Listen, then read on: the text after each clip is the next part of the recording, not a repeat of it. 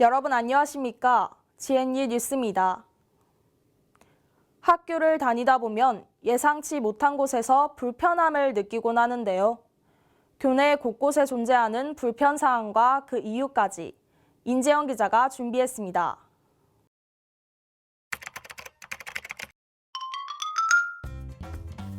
학교 생활을 하다 보면 종종 느끼는 불편함. 학우 여러분들의 가려운 곳을 긁어드리기 위해 저희 GBS에서 교내 곳곳에 숨어있는 불편사항과 그 이유까지 정리해봤습니다. 그럼 지금부터 같이 살펴보시죠.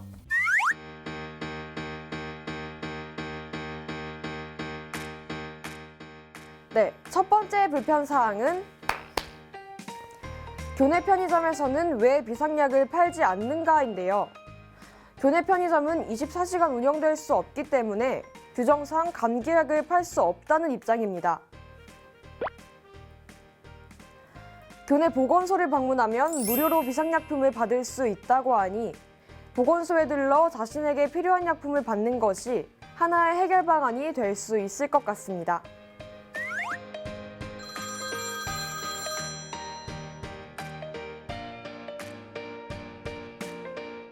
네, 두 번째 불편사항은 이 식당을 왜 개방하지 않는가인데요. 작년과 달리 올해는 식수 감소를 이유로 개방을 하지 않아 점심시간이 되면 학생들이 모두 아람관으로 몰리게 되죠. 따라서 긴 줄과 대기 시간으로 인해 식사를 빨리 할 수 없습니다. 학교 측에서는 학생들이 특정 시간에 몰리는 것은 알고 있지만 현재로서 특별한 해결 방안을 마련할 수 없는 입장이라고 밝혔는데요. 이 식당을 개방하는 것 이외에 또 다른 해결 방안은 없는지 대책을 강구해봐야 할 것 같습니다.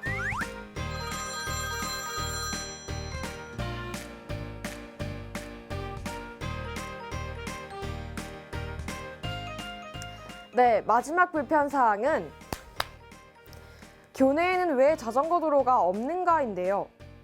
도로교통법상 자전거는 차로 인식되기 때문에 자전거 도로나 차도에서 자전거를 타야 합니다. 하지만 교내에는 마땅한 자전거 도로가 없어 자전거를 타는 학생들은 주로 차도에서 주행하곤 하는데요. 학교 측은 교내 도로 특성상 자전거 도로를 개설할 수 없는 입장이라고 밝혔습니다. 교내에 많은 학생들이 자전거를 이용하고 있기 때문에 자전거 도로의 마련은 반드시 필요해 보입니다.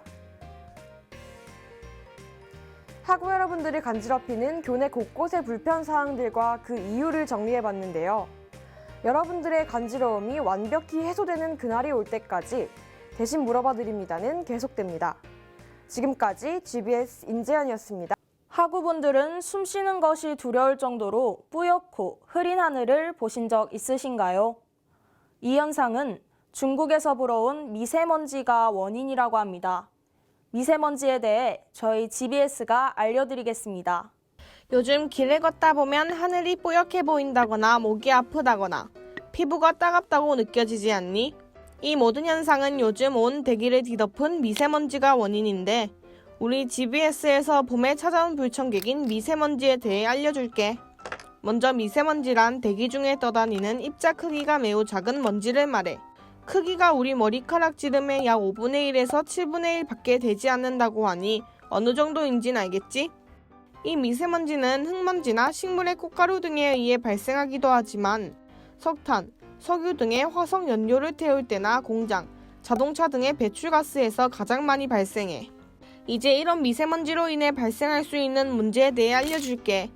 요즘 들어 피부 트러블이 많이 일어나지는 않니? 이것 또한 미세먼지의 영향일 확률이 있어. 미세먼지가 모공을 막아 여드름이나 뾰루지를 유발하고 피부를 자극하기 때문이야.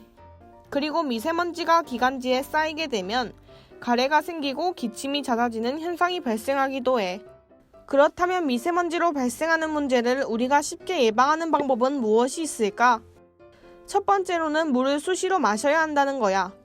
호흡기로 들어간 미세먼지는 목을 잠기게 하고 따갑게 만드는데 이때 물은 호흡기를 촉촉하게 유지하고 나쁜 미세먼지를 걸러준다고 하니 수시로 마셔줘야 해.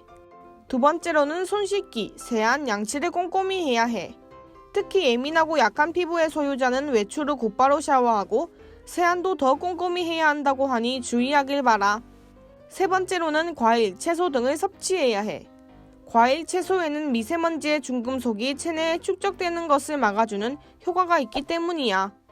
이것들을 먹으면 피부가 좋아지는 효과까지 얻을 수 있다 하니 이게 바로 일석이조의 효과겠지? 지금까지가 우리 GBS에서 미세먼지에 대해 준비한 내용이야. 극심한 미세먼지가 발생하고 있는 요즘, 예방법을 알고 미세먼지에 잘 대처할 수 있길 바라.